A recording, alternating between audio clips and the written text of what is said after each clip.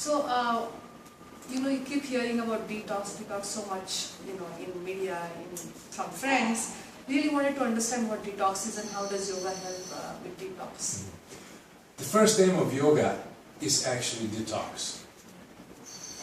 You have to understand when we eat the food, not everything gets absorbed and expelled out. The thing that leaves behind is called phlegm. It's a toxic mass that floats inside your stomach, intestinal tract, inside the colon, and it just doesn't leave the body. Over the period of time, that phlegm, that mucus, that mass, that watery mass, it solidifies. It becomes one with the tissue. It envelops the tissue around and cools down the bodily air.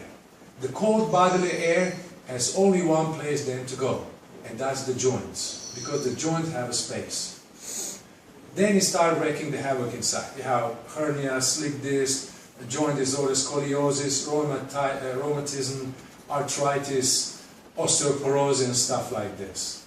So these are all we call as disorder of air inside the body.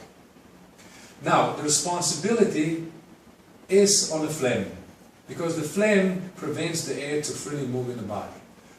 The first aim of yoga is actually to scrap that phlegm away, and as we said, over the period of time, phlegm becomes a solid mass.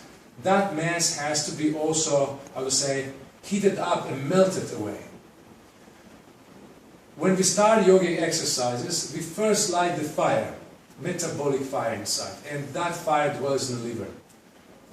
Paramount importance is given to the liver as an organ, and then to the colon.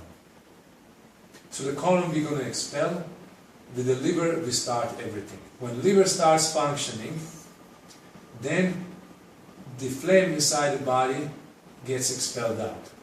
Of course, it doesn't get expelled out so easily, especially if it has become a hard mess. Then, over the period of time, with yogic exercise of breathings and certain asanas and some kriya, some, purificatory actions in yoga, we start melting that hard mass and expelling it out. So, detoxification is the first aim of yoga. Why? Because we say the subtle channels inside the body, nadis called in yoga, they're full of impurities when the phlegm is present inside the body. That has to go out. After that, the glow ensues in your face and the whole body, and the lightness happens too, and the weight loss happens too. Thanks.